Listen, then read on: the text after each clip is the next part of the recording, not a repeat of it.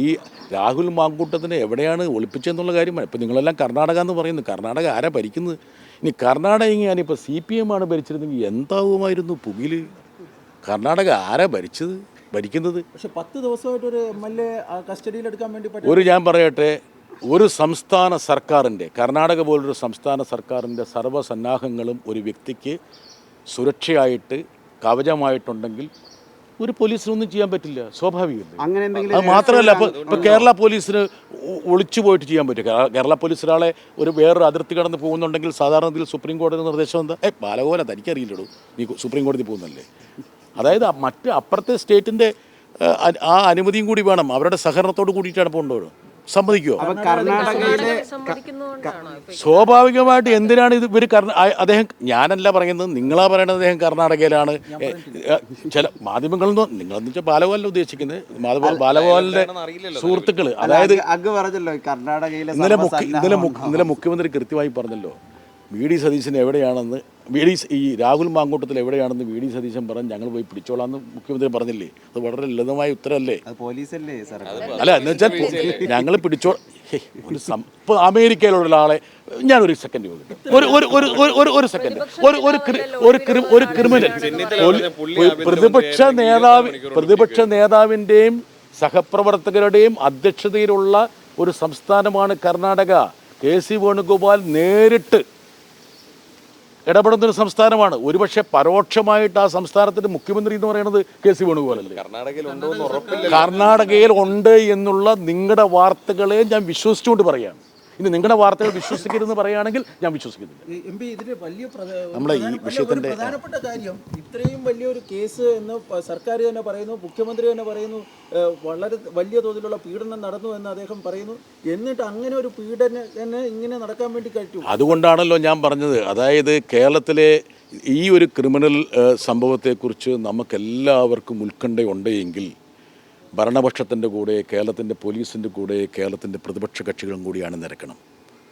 ആ കുറ്റാരോപിതനായിട്ടുള്ള ഒളിവിൽ കഴിയുന്ന ആളെ കണ്ടെത്താൻ വേണ്ടിയുള്ള സഹകരണം പ്രതിപക്ഷ പാർട്ടികൾ കൂടി നൽകിക്കഴിഞ്ഞാൽ വളരെ എളുപ്പത്തിൽ പരിഹരിക്കാവുന്ന ഒരു കാര്യമല്ലേ. ഉദാഹരണം പറഞ്ഞാൽ, ഈ രാഹുൽ മാങ്കൂട്ടത്തിന് സഹായിച്ചു എന്ന് പറയുന്ന ഒരാൾ കേരളത്തിലായതുകൊണ്ട് അപ്പം തന്നെ തൂക്കിയെടുത്തില്ലേ? അപ്പം അവിടെ ഉണ്ടെങ്കിൽ പറ്റില്ലേ? നമ്മുടെ അതിർത്തിക്കുള്ളിലല്ലേ പോലീസ് പ്രവർത്തിക്കേണ്ടത്. ഈ നിയമപരമായ കാര്യങ്ങളെക്കുറിച്ചൊക്കെ നല്ല ധാരണയുള്ള ആളിലോട് ബാലഗോപാല നീ എന്നിട്ട് നീ ഇങ്ങനെ ചോദിക്കാൻ പാടുണ്ടോ? അപ്പം ശരി, കൂടുതൽ. പക്ഷെ ഒരു കാര്യം ശ്രദ്ധിക്കണം, ഞാൻ കോൺഗ്രസ്സുകാരെല്ലാവരും ഈ കാര്യത്തിൽ ഭയങ്കര നിഷേധാത്മകമായ സമീപനം സ്വീകരിക്കുന്നു പറയില്ല. എന്താ കാരണം വെച്ചാൽ, ഇന്നലെ നമ്മുടെ സഹോദരി JB Mather prevention of sexual harassment നിയമം കൊണ്ടുവന്നിട്ടുണ്ട്. നോക്ക് എത്ര സചേതനമായിട്ടാണ് പ്രവർത്തിക്കുന്നതെന്ന്. അവർ നാട്ടിലൊന്നും വാദം തുറന്നിട്ടില്ല, പക്ഷേ ഇവിടെ ഒരു ബില്ലുമായി വന്നു. നിങ്ങൾ എന്തുകൊണ്ടത് വാർത്ത കൊടുത്തില്ല? അതെന്താ വാർത്ത കൊടുക്കായിരുന്നു? ഇയാൾ കൊടുത്തിട്ടില്ല, ഞാൻ കണ്ടില്ല. ഞാൻ റിപ്പോർട്ടറിനെ അന്വേഷിച്ചു. അതായത് JB മേത്തർ ഇങ്ങനെ ഒരു പ്രത്യേക ബില്ല് ഫേസ്ബുക്ക് പോലും ഇല്ല. ശരി,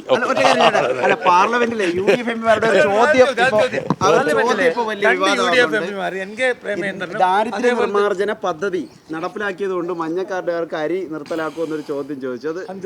ഞാൻ ഒരു കാര്യം പറഞ്ഞില്ലേ, അതായത് ഇവർ പാരയാ എന്നുള്ള കാര്യം ഞാൻ പറഞ്ഞില്ലേ. ഇന്നലെ അവരുടെ ചോദ്യമെന്ന് പറയണത് പാരയുടെ എന്താ പറയുക, ഏറ്റവും വലിയ ദൃഷ്ടാന്തമല്ലേ. എന്താ കാരണം, നിങ്ങൾ എന്തുകൊണ്ട് കേരളത്തിലെ ജനങ്ങളുടെ റേഷൻ നിർത്തലാക്കുന്നില്ല? കണ്ടില്ലേ, അവിടെ തീവ്ര ദാരിദ്ര്യമില്ലാതായപ്പോഴും നിങ്ങൾ എന്തിനാണ് കേരളത്തിലെ ജനങ്ങൾക്ക് റേഷൻ കൊടുക്കുന്നത്? ഈ റേഷൻ കാർഡുകൾ റദ്ദ് ചെയ്യുമോ? എന്തുകൊണ്ട് റദ്ദ് ചെയ്യുന്നില്ല? എപ്പോൾ റദ്ദ് ചെയ്യും? കേരളത്തോട് എന്തെങ്കിലും തരത്തിൽ താല്പര്യമുള്ള ഒരു ജനപ്രതിനിധി ഇങ്ങനെയൊരു ചോദ്യം ചോദിക്കുമോ? ഇത് തന്നെയാണ് നേരത്തെ സംഭവിച്ചത്. അതായത് സമഗ്ര ശിക്ഷയായി ബന്ധപ്പെട്ട് അത് ഞാൻ പറഞ്ഞുതരാം. നിങ്ങൾ എന്തുകൊണ്ട് ഫണ്ട് തടയുന്നില്ല എന്നുള്ള ചോദ്യമാണ്. ഇന്നലത്തെ ഇവരുടെ ചോദ്യത്തോടു കൂടി ഞാൻ നേരത്തെ മുന്നോട്ട് വെച്ച വാദഗതി യഥാർത്ഥത്തിൽ രൂഢമൂലമായി സമർത്ഥിക്കപ്പെട്ടു. അതായത് കേരളത്തിൻ്റെ അംബാസഡർമാരായി പ്രവർത്തിക്കേണ്ട, പതാകവാഹകരായി പ്രവർത്തിക്കേണ്ട ആൾക്കാരുടെ ഏക കാര്യപരിപാടി എന്ന് പറയുന്നത് കേരളത്തിന് പാരപണിയുക എന്നുള്ളത് യഥാർത്ഥത്തിൽ താമരപത്രത്തിൽ അച്ചടിച്ച പോലെയല്ലോട് വന്നേക്കുന്നത്.